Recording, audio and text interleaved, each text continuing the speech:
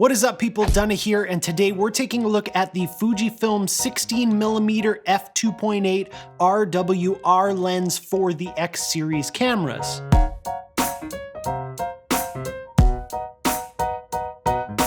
And I know, I usually talk about Sony stuff because that's what I typically shoot, but every once in a while, Fuji sends me an email and says, we've got this new product, we wanna send it to you for a couple of weeks to try out. And they're trying to woo me over to their side, and they're pretty good at it. The X-T3 is, it's so sweet. But back to this little guy. I've been shooting with the 16mm for a couple of weeks now. I've managed to take it on a couple of different shoots in a couple of different locations and situations, and it was a pleasure to shoot with, especially on that X-T3, which is such a powerhouse. So today we're gonna be taking a look at the 16mm, what's good about it, where it falls a little bit short, my personal experience with it, and we're gonna talk about who it might be good for. Because this is a lens made for APS-C cameras, I assume you're gonna be using it on them, and so it's a 24mm full frame equivalent, so kind of a standard wide angle lens. Right now it goes for $399 US, which is really affordable for the quality that you get out of this lens. Not only did Fuji manage to make it really affordable, but they also managed to make it really small, which is a super plus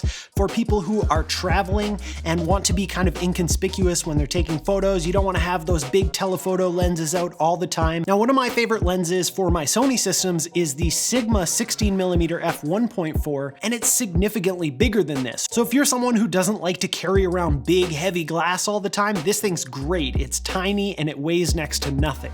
Like pretty much all the Fuji lenses that I've used, the build quality feels really great on this. It's weather sealed, which is really nice. You don't have to worry too much when you're out in different conditions. One of the things that I really like about the Fuji lenses is that they keep the aperture control right on the lens instead of you having to adjust it with your camera, which is kind of nice because then you can use all of the different knobs and dials on your camera for other things because you've got that extra control right on the lens. It just frees up one more control on the camera to do something else. And speaking of aperture, it's an f2.8 lens, which is nice because in low light situations, you've still got enough light coming in that you can get away with it and you get some nice shallow depth of field. Even with my f1.4 lenses, a lot of the time I find myself cranking down to f2.8 because that shallow depth of field at f1.4 is really hard to nail focus, and unless I'm using it for a very specific reason, f2.8 is usually a nice space to be at. A lot of people are comparing this to the other 16mm Fuji, which is an f1.4. Unfortunately, I don't have one to test it against, but from what I've seen, that lens does significantly outperform this lens, but this one still does a pretty darn good job and costs half as much as that other lens does. I did some tests with this, and from what I could tell, at f2.8, it was decent in the center, but it got pretty soft around the corners. Once you stop it down to f4, it starts to get a little sharper in the corners, and once you get down to f8 or f11, it's performing really well throughout the frame. So if you're shooting a lot of landscapes and things where you might want to be down at f8 or f11,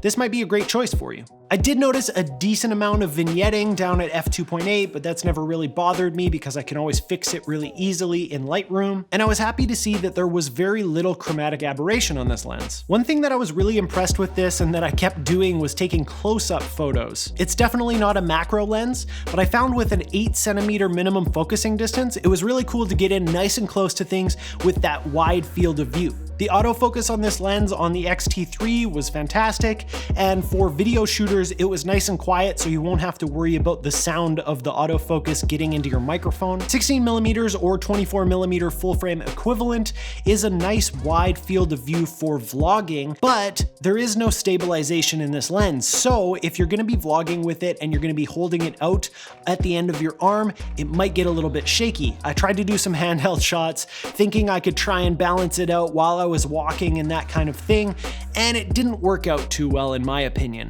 But if you're willing to throw it up on a tripod, it can still definitely be used as a vlogging lens. You just gotta be a little bit more careful about it, or if you're shooting with the XH1, which has the stabilization in the body. So overall, I had a pretty good experience with this lens on the X-T3. It didn't blow me away by any means, but I think it does pretty good, and at the price point, I think it's a great choice for a lot of people who are maybe just starting out or need a travel lens and don't want to hunk around a bunch of big heavy glass. I think it could be great for vloggers if you're willing to throw it on a tripod, or if you have the XH1. I think it's a great lens for landscape photography, and I can see it being really handy for astrophotography too, although I didn't get to test that out. But where I think this will really shine is for street photography and travel photography. For someone who wants to just pack away something nice and small and be inconspicuous when you're shooting, this would probably be a great choice. But as always, I want to hear from you, so let me know in the comments below what you thought of the 16mm F2.8 R WR. And on your way down there, give this video a like, it really does help, and subscribe to the channel so you don't miss anything. Thanks so much for watching, and I'll see you